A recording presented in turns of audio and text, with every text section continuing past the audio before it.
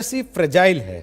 ये बात सुधांशु त्रिवेदी अभी जो बाइडेन ने कही, और अमेरिका जिस दौर से गुजर रहा है, या जो डर, जो चिंता उनकी बातों में महसूस की गई है अभी पहले संबोधन में उनके, आपको लगता है कि दुनिया के पटल पर जब चीन के ऊपर दुनिया के मुल्क भरोसा नहीं कर रहे, अमेरिका अपने अंदर के झगड़ों में इस समय उलझा हुआ है, भारत के लिए ये एक मौका हो सकता है अपने आप को देखिए, और दो कदम आगे जैसा लाने?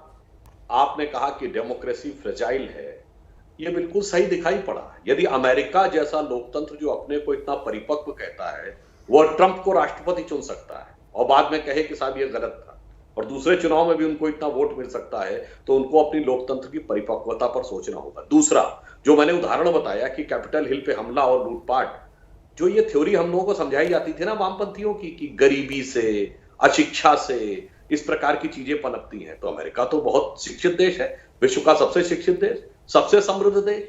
और दूसरा, आप देख लीजिए, आतंकवाद का केंद्र कौन है? मिडिल ईस्ट, जहां पैसा बरस रहा है, मतलब पैसा है नहीं, बरस रहा है पैसा। तो एक बात बहुत अच्छी तरह समझ लेनी चाहिए, किसी भी देश और समाज को मूल्य चलाते हैं। विकास कितना भी हो जाए, यदि आपकी मानसिकता कुछ और है, तो विकास कोई काम नहीं आता, समृद्धि कोई काम नहीं आती, शिक्षा कोई काम नहीं आती। महात्मा गांधी का वो फेमस सेंटेंस याद करिएगा ह्यूमन राइट्स के मुद्दे पर, कि my illiterate but wise mother has told me. तो विजडम और लिटरेसी दो अलग चीजें हैं। ये अमेरिका के प्रकरण से देखना होगा। यहीं पे मैं भारत पे आता हूं, बस यही अंतर है भारत में और पश्चिमी देशों में। भारत जहां पर उनको या विश्व में अपनी एक अलग प्रकार का स्थान ले सकता है। देखिए, हम इकोनॉमी में, मिलिट्री में, स्ट्रेटेजिक पावर में स्थान लेते रहेंगे, वो तो एक अपना स्थान है, पर भारत का जो अपना एक विशिष्ट स्थान है, वो स्थान जब हम कंप्रोमाइज करने लगते हैं तो दुनिया के बाकी देशों के बराबर हो जाते हैं। किस स्थान की बात कर रहा हूं? वो जो मार्क जुकरबर्ग ने आके कहा था मोदी जी से, कि एप्पल के फाउंडर स्टीव जॉब्स ने मुझसे कहा था कि जिस दिन तुम्हारा कॉन्फिडेंस डोल जाए उस दिन भारत में जाना, नैनीताल जिले में एक कैची आश्रम है नीम करोली बाबा का, वहां से तुम्हें ताकत मिलेगी। और उसने कहा मैं आया, मुझे शांति मिली, शक्ति मिली, मैंने नए सिरे से जिंदगी चलाई। तो ये भी हमारी एक पावर है। आज क्या हो गया है, सुधांशु जी, हम दिक्कत दूसरी वहां पावर आती के लिए है ना पहली पावर बहुत कंप्रोमाइज कि करने हम लगे।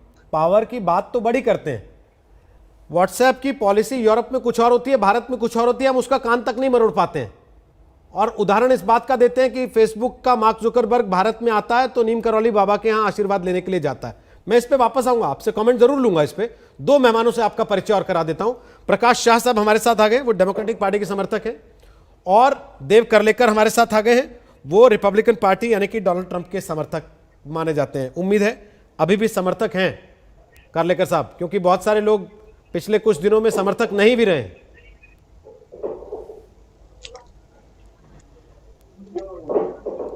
देव साहब, मेरा सवाल आपसे है। Thank you so much Rohit ji for bringing me here.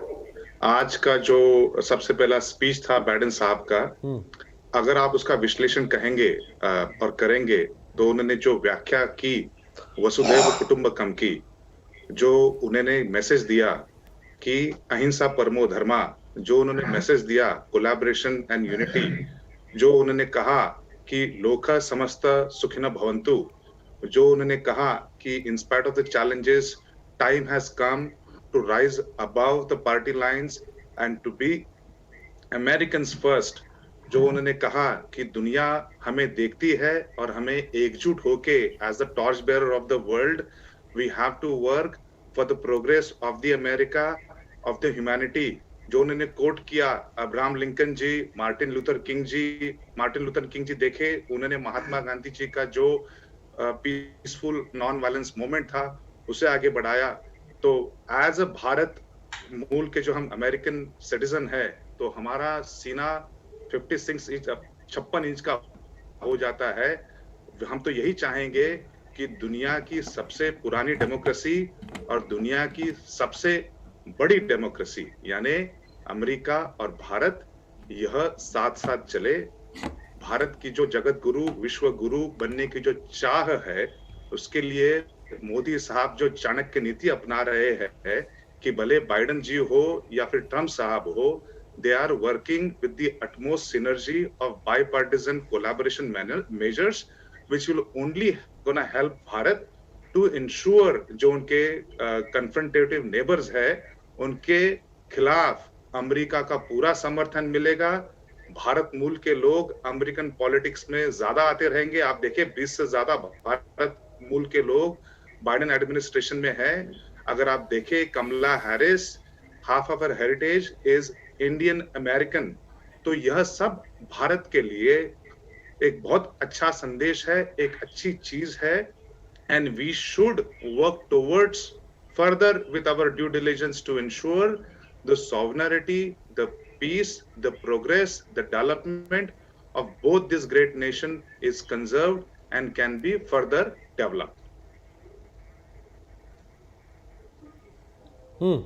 देव साहब, अभी इस पे आपसे कमेंट लूंगा और साथ ही प्रकाश जी आपकी बातों पे बड़ा मुस्कुरा रहे हैं। और मुझे याद है वो समय भी जब आप दोनों के बीच में काफ़ी छीटाकशी, एक दूसरे पर टीका टिप्पणी भी हुई है पहले कार्यक्रमों के दौरान, उस पर भी बात करेंगे। लेकिन आज का दिन, ऐतिहासिक दिन, अमेरिका के 46वें राष्ट्रपति के तौर पर जो बाइडेन ने शपथ ग्रहण कर ली है। और जो बाइडेन ने शपथ ग्रहण करने के बाद उम्मीदों और आशा से भरा हुआ भाषण अमेरिका के लोगों को दिया, यह विश्वास दिलाया कि वो अपना सर्वश्रेष्ठ अमेरिका को देंगे। और साथ ही जो परिस्थितियां पिछले कुछ वक्त में अमेरिका में बनी है, खासतौर पर कोरोना के खिलाफ लड़ाई में अमेरिका जिस तरीके से पिछड़ गया और नस्लीय भेदभाव जिस तरीके से हावी हुआ, उन दोनों चीजों से लड़ने में वो पूरी ताकत लगाएंगे। कमला हैरिस ने अमेरिका की उपराष्ट्रपति के तौर पर शपथ ली है और पहली महिला उपराष्ट्रपति अमेरिका की कमला हैरिस बन गई हैं। भारतीय मूल की है कमला हैरिस।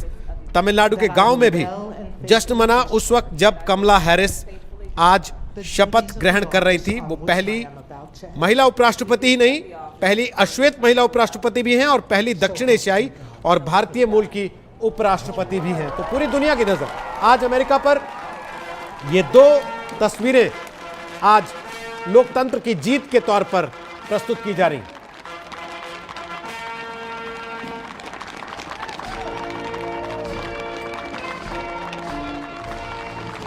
और शपथ